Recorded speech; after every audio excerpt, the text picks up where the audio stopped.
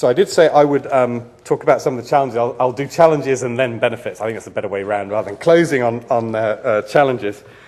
So I think the first challenge is that services like ours are designed for sharing and not to be a closed environment. I mean, that is just the design architecture. So a lot of the questions that come to us from corporates as well is to say, can we effectively have a locked down version of Facebook where everything's locked down to our corporate group and not open things up? And we're just not designed that way. The service is generally designed for the 99% of use cases where people want to share stuff. And if they have a photo and they don't want to share it, they keep it on the camera. Once they put it on Facebook, our assumption is they want to share it with someone. That's why they put it there. And they may want to share it just with 5 people, or they may want to share it with the whole world. And we try and offer them options for doing that. So there are a range of controls about how you share things. But ultimately, it is a sharing type platform and not a very closed environment. So again, I think that's one of the issues that we have, we'll have in education, we have in a wide range of fields where people want the service to be designed differently and it isn't, and it probably won't be. We just need to work out a way of plugging it into what you're doing rather than redesigning it, I think, for a more closed environment. And the alternative, again, is to, I guess, redesign services so that the openness is not a problem. But we need to face up to the fact that they are designed for sharing. The second, and perhaps one of the most controversial areas, is that we are currently designed with a minimum age of 13, and that reflects a United States law, a piece of law called COPPA, Child Online Protection Act, which says that you must not collect data from children under 13 without parental consent. So as the service originated in the United States, that rule was put in place. In the United Kingdom, there isn't actually a comparable rule, but it's kind of stuck, partly because the data is stored in the United States. But we've stuck with that 13 age limit. In the UK, I'm really conscious that this is a problem, particularly because secondary school starts at 11. And part of being in the secondary school social environment, it appears to be these days, is to be part of Facebook. And so I have seen studies from Ofcom and other people saying, you know, huge percentages of 11 and 12-year-olds are on. I go to meetings and I say we have a minimum age of 13 with groups of educationalists, and they laugh at me. And I've kind of said to my colleagues in the US, I don't think this is a sustainable position for me to go around and be laughed at, whatever, unless I intend to be.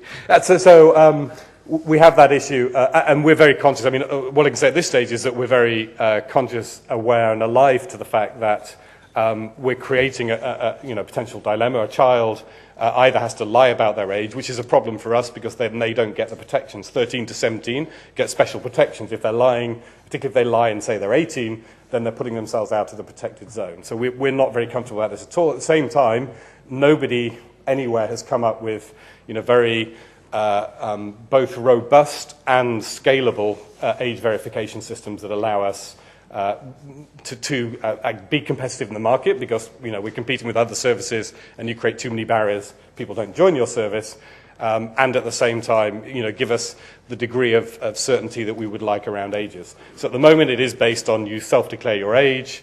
If you declare an underage age, then we will do some technical things to try and stop you re-registering, but it's a fairly a simple mechanism for trying to age gate it, and again, very comparable to most other internet services. In fact, better, I think, than most other internet services. You simply say, in their terms and conditions, you must be the right age.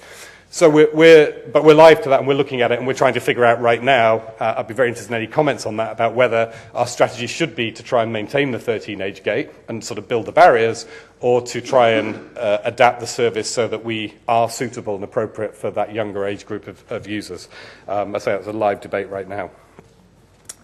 In terms of the other aspect, and I think particularly affecting younger users, the safety issues are there, and we're very alive to that. Both bullying, I think we're in National Anti-Bullying Week this week, and we're doing quite a lot of work with Beat Bullying in the UK. Online bullying is a really tough issue for any service provider. What you're having to do, and we have a reporting mechanism, people can report anything on the site to us, but what you're having to do often is to try and unpick disputes between individuals where you have no real knowledge of the context.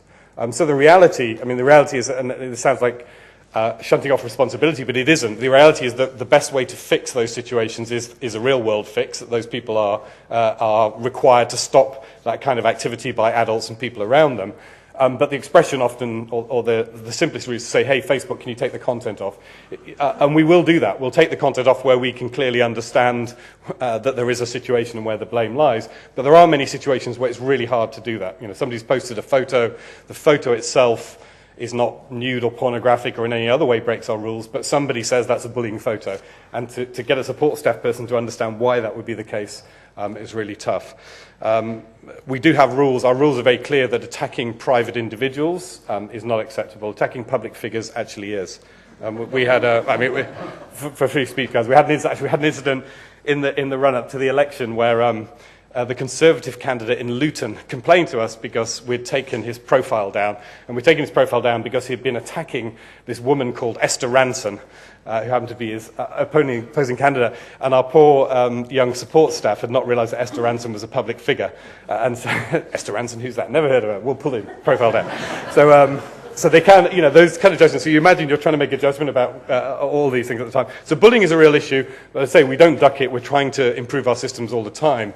But what we, I think, really need is a much better referral mechanism back to people in the real world who can help sort the bullying situation out. And that, again, that's one of the things we're thinking about in terms of parental notification and parental connection into what people are doing on Facebook. The other side of the online activity, I guess, is much, in a sense, less prevalent but more serious, which is around grooming activity and sexual approaches to underage children. People who follow the newspapers will know that we've been working with CEOP over the last year. There's been kind of some to and fro about the precise mechanism, but we now have, I think, a very good arrangement in place with the Child Exploitation Online Protection Agency in the UK. And a message that I'd love to get out there is that we do have investigators who do pursue individual cases where somebody has clearly behaving in a way that is aggressive towards younger users. We do bundle up that evidence, we do hand it over to law enforcement, and our privacy policy, we have no problem whatsoever with doing that. So that's been growing over time, but I think and I think CEOP would agree, we're in a pretty good place now in terms of those serious end of offences, making sure that people don't feel that Facebook is a safe place to do that kind of activity. So some of the architecture makes it inherently more difficult for them because it is quite an open environment, but we also need to do our bit to make sure that where somebody is spotted, detected, reported, that we do involve law enforcement. The other areas, which I think are ones that you'll know far more about than I do, which are the ways in which teachers should or should not relate to students across social networks. And there, to a degree, the architecture, the design of the system is not the issue. The issue is what's appropriate practice at a social and professional level. I recognize, though, that in many cases, the things that you would like to do through a social network become impossible precisely because of sensible rules that prohibit certain forms of relationship. Again, it comes back to the open sharing question. I'm not sure there's anything we're architecturally going to do that. And if the rules are no friendships between students and teachers, and that does mean that you can't exchange coursework or use the platform for certain functions, that is a problem. But the alternatives may be around some of these systems, like integrating the social connectivity into your VLE so that you can maintain the relationship within the VLE but still have some of the sharing benefits. And I think we're just at the start of people trying to figure things like that out, not just in teaching but in a number of professional areas. The other area which I'm sure people are very aware of is unreasonable user-generated content. So that's people using the platform, or in our terms, abusing the platform to attack teachers, to attack schools, in ways which are inappropriate and do cause harm. And again, we have the reporting mechanisms. We do try and pick that up, but it's an area where we recognize that one of those instances can kind of like poison the whole service in a particular area for a long time, and it's something that we need to be really sensitive to. So those are the challenges, I think, and I'm sure there are more, and people may have some more in questions. But now I want to talk about some of the potential benefits.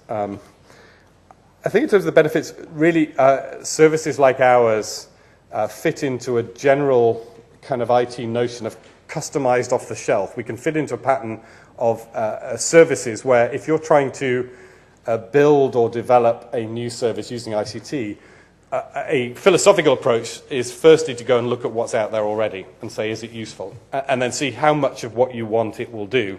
And then having done that with these off-the-shelf services, you can then add on the extra bits that you need. And I actually think a platform like ours has huge potential essentially to answer quite a lot of requirements at little or no cost. leaving you to focus resources, which I know are restricted, onto the things where you do need a very specialist and different environment. I think the things that are particularly useful are that it is a free channel for communication with parents.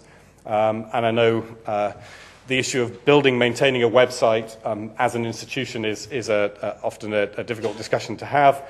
But I would argue that a service like Facebook, where you have a very high penetration amongst the parental population, may offer a more cost-effective route to your local community and to your parents because they're on it for this half an hour every day than a website which they may only stumble across once a month, once every 6 months.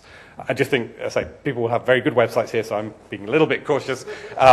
But having some kind of hook into Facebook from your website, a page even that just directs people to the website, will simply get you in front of a lot of people at no cost. So I think we're a very effective channel that way.